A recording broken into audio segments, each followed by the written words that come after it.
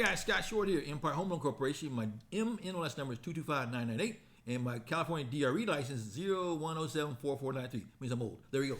Hi, you guys. My name is Natasha, and I'm with CalHFA. You're with who? CalHFA. There we go. Not CalHFA, people. Do not call him CalHFA. Are you a Cal? No. Okay, just checking. Okay.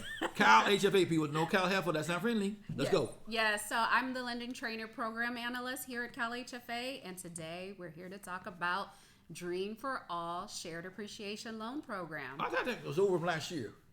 Yeah, last year we came out with that program. It lasted about 8 business days. No, 8 seconds. 8 business days. Okay. Yes, 8 business days. We learned a lot from the first phase of the program, and we've made some changes to the second phase of the program. Okay, so let's hear it. Let's hear when you guys went back to the Capitol to ask for more money. Yes. What'd they say? So the Senate Bill 143. Remember, Senate Bill 143. Look it up. Yes, Senate Bill 143 establishes parameters for the next round of funding for Dream for All. We must target first-generation homebuyers. We must have an equitable distribution of funds per the region. Also, we must offer the Dream for All Shared Appreciation Program to lower-income individuals. Exactly, because last time it was cuckoo for Cocoa Puffs. I'm gonna buy me $1 million house. I'm gonna take your 20%, my 20%. We're gonna make it happen. No. You're not the. We're trying to help the people who don't have help. So let's make it happen. So let's go on. So Dream for All program. What is it? What is it? Let's break it down. So because that word you gave me there, that's a lot of words. I can't catch up. Right. So let's break this down. Yep, we have added a requirement for the first generation home buyer, and I'll unpack that later in this video. Unpack. Yes. and basically each region in California, we want to make sure that they have a percentage of the Dream for All funds that each equal share. Is that equal share? Is that equal good share. Okay. Equal share of funds that individuals have received the voucher. Yep. Also, we've lowered the income limit from the first phase of the Dream for All. The second phase now has a lower income limit. Cool. And so, if I was a person who's watching this video, which I hope everyone watches it, where can I find those income limits? You can find those income limits on our website at calhfa.ca.gov. So it's calhfa.ca.gov. Boom. And then when you get that page, where do they go? So what you're going to do, you could take a peek at those income limits, basically just going to the income limits section. It's forms and tools, and then selecting income and income limits, and then you'll be taken to a section of our website that will list the limits for the Dream for All program, because it's different than our standard program. And if you have a flip phone still, call the lender, they'll help you too. Right? Yes. So you can give us a call. Not call you, call the lender person. Yes, call the lender. Yeah. Yes. Yeah. Thank you. You guys got too many calls. You guys are too busy. Don't know. Too many calls. No. So please reach out to your lender if you have any questions about the income limits. Cool. Keep going. Yes. So what is the Dream for All Shared Appreciation Loan Program?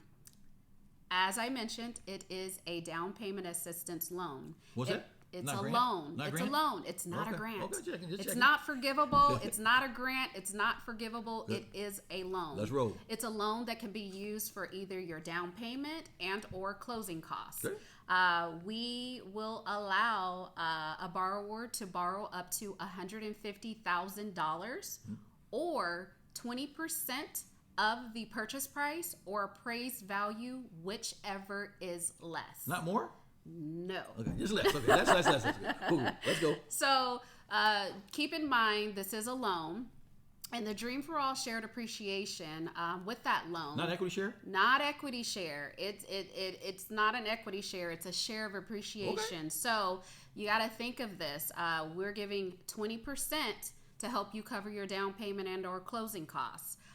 When you go to pay this loan back, you'll pay back the original loan balance plus a percentage of your home value's appreciation.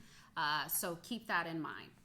Cool. So let's give you a real fast example. Most people like this example: $500,000 purchase price, $600,000 future value, $100,000 difference, right? Right. Take 20% of that, correct? Right. So the appreciation, the percentage of the appreciation is 20% of whatever your home value has appreciated. So you pay back the loan and the appreciation, right? Yes, you pay back the original loan balance plus a share of the home values appreciation. So if the market goes, I buy for 500, now it's 500 still, what happens? And there's no appreciation. No, there's no appreciation. So if, say for instance, if home values stay the same or they decline, you will always owe the original loan balance. Yep. But if there's no appreciation, then you're not having to share in your home's appreciation because there's no appreciation. Right. So boom. So there you go. There you go.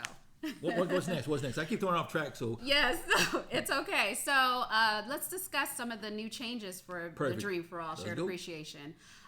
One applicant must currently live in California. Okay. All borrowers on the loan must qualify as a first-time home buyer. So what's your definition? Our definition of a first-time home buyer is no ownership interest in your primary residence within the last 3 years. Boom. And then let's say I married a person that was previous, had a house. Yes. I married with her. I didn't own the house, but she did.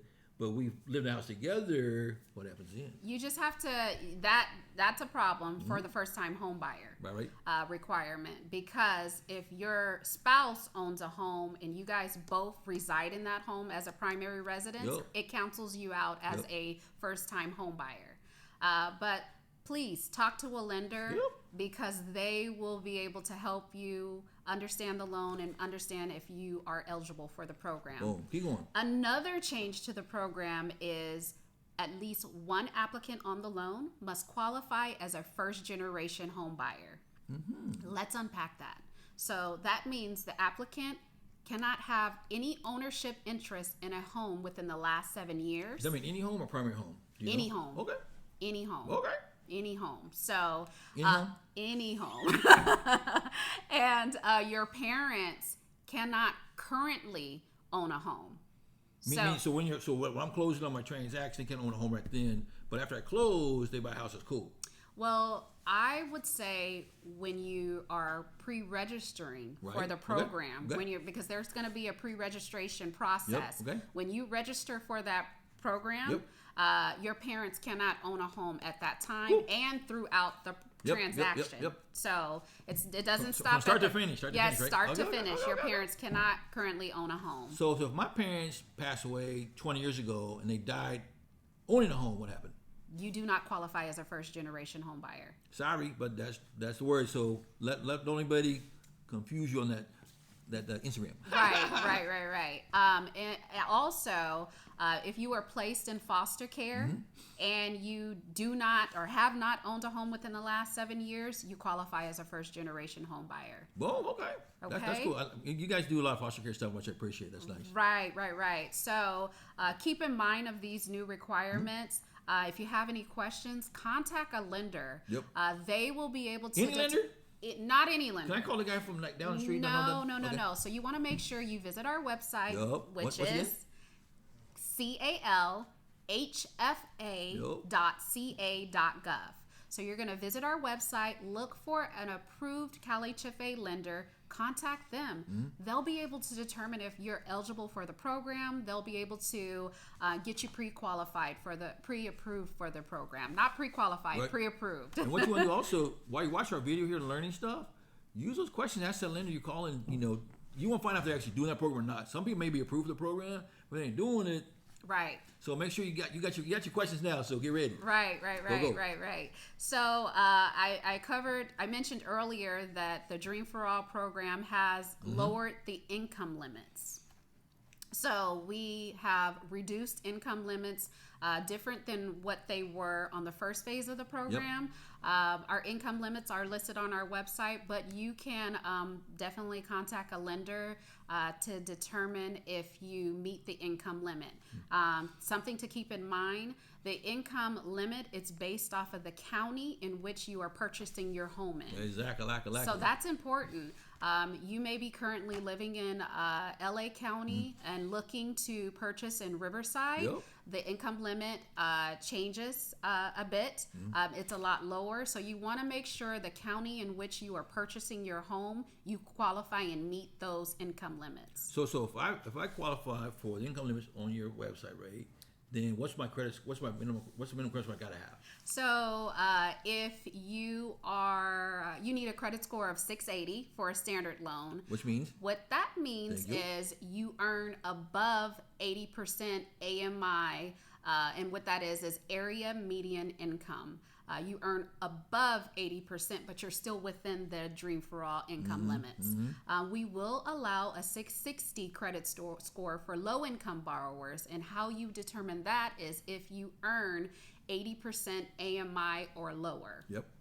And that would be the same place, the same thing on your site, right? Yes. So we have information on our website for this to help you determine what if you're 80% or higher, or if you're within our income limit. But definitely talk to a lender. So that's your question. So if I make the 80% or less income rate, right, and the appreciation piece normally for people make 680 or higher, they can pay 20% back of the appreciation change, right? Right. Now, if I make less than 80%, what I got to pay back? Right. So that's great. It's only 15%. So if you borrow 20% on the Dream for All program, your percentage that you would have to share with CalHFA would be 15%. That's only for the low income borrowers. So you get 20% loan, right. We're going to pay 15% back depreciation. Right, but you're always paying back the original loan balance. Oh, yeah. But the share that you're sharing with, it could be 15% for the low income borrowers. If you are not a low income borrower, you're standard, it's a 20% share in the appreciation that you have to pay back. So the 20% I borrow from you guys, right? Right. What's the interest rate on that? No interest rate. What? How can you do that? Are you crazy? Yes, there's no interest rate. There's no interest rate. Cool. So you borrow 100,000, you pay back 100. You pay back the 100,000. Boom. Then the appreciation is or is not. So boom. So it's right. good. Okay. Cool. Okay. Right. I got you. Okay. Right. What else are we missing? Anything else we're missing? Let's see. So what property types will we allow? We will allow you to purchase a single-family residence. Yep. The single-family residence can have an ADU, and that's an accessory dwelling unit. It could have a granny flat. It just has to be identified by the appraiser as a single-family residence. Right. Not a duplex. Not a duplex. Not a duplex, not a triplex, and not a fourplex. I like that. So then what other things? So we have single-family, condo, and what else? We will allow a condo. Yep. We will also allow a townhome and a manufactured home. The manufactured home's got to be on ground, planted in the ground, considered real estate. Cannot be willy-nilly moving. Right. We don't like things to move. Right. So that manufactured home has to be on a permanent foundation, and it has to be attached to the land. And it has to be identified as a double wide, but your appraiser would be able to identify that. Record the county says it's real estate, not chattel. Chattel means that it's like your car. It's more like rooms. Right. We don't want it movable. No. Let's say this. Let's say for people that are, this is a program on Instagram and all the other social media say your portal's open up in April. Is there a set date that you know of yet? We haven't set a date. You sure? As to they said on Instagram it's April. I know. We have not set a date as to when the pre-registration portal will open. However, more information will be announced in February on our website. I highly encourage you to visit our website, which is calhfa.ca.gov. and sign up for email alerts. You can do so by clicking the envelope icon in the upper right-hand corner. We will make an announcement with more information about the pre-registration process, but we're hoping that more information comes out in February, and the program in the portal may be open sometime around April. We have not set a date. So April, no March, we don't know. That's not set yet. So anybody tells you things, they tell stuff. So if I'm a consumer and I get that email, I'll know, same time the lender knows, right? Or before, if they're not watching. Right. Hopefully, if you're checking your email, yes, hopefully. But make that email like a VIP email. When it pops up, that's the first thing that comes on your screen if it has a CalHFA deal. Yeah, cool, okay, keep going. All right. Right. So, and you can also opt to sign in for text message alerts as well. So, once you visit our website and you click that envelope icon, it'll give you a subscription type, whether you want email alerts or text message alerts. You just have to follow the prompts throughout each section of the website. Okay, so I know we're going to talk about what we're going to talk about anyway. So on the portal thing, so to get in the game, to get your name in the game, right? Yes, because so what's the bare minimum thing? How's that work? I know we don't go too deep in that, but can you give me a little bit of hints so people understand that, what they need to do before that portal does open. So it's very important that you visit our website and you contact an approved lender from our website so that they can get you pre-approved for the program. They will issue you a pre-approval letter. That letter will be needed to register for the program. There will be a separate website that you must visit to register for the Dream for All program. And that pre-registration portal has not been announced. It's not open yet, so more information will come later. But you will need that pre-approval form. You will need to upload it to that portal. So most of your classes, most of your programs require me to do some classing. So what I got to do? Yes, so we do require home buyer education course, and there's 2 certificates that's needed for the Dream for All Shared Appreciation Loan Program. We have our standard home buyer education course, and we also have a specific Dream for All home buyer course. So you're going to keep those 2 certificates. We highly recommend that you complete the Dream for All homebuyer education course now. That way you learn about the program, you understand how the program works, and you can make that decision if this program is the best option for you. What's that cost for that class? The Dream for All Shared Appreciation Program is free. Okay. So the key thing what she's saying here is to understand this appreciation thing, you want to go with that video, watch it, make sure you understand it completely. You're informed, because that's the informed decision you're going to make. Yes. The other program she's talking about is the first time homebuyer program. That's phenomenal. I encourage all my clients to do that the first thing before you can get into an application or a loan, because you know who other players are, you know what's going to happen. Because you don't be that guy going, oh my God, what happened? And then you take it last minute and you go, I should have taken this first time. So right. Our standard homebuyer education course gives a wealth of knowledge. It helps you understand the home buying process. It helps you budget. It gives a wealth of knowledge, and it's encouraged to take the course because we want to make sure you're successful homeowners. So the program you offer, is there a link on your website? Yes. So with all our homebuyer education courses, you can visit our website and click the appropriate links to take the homebuyer education course.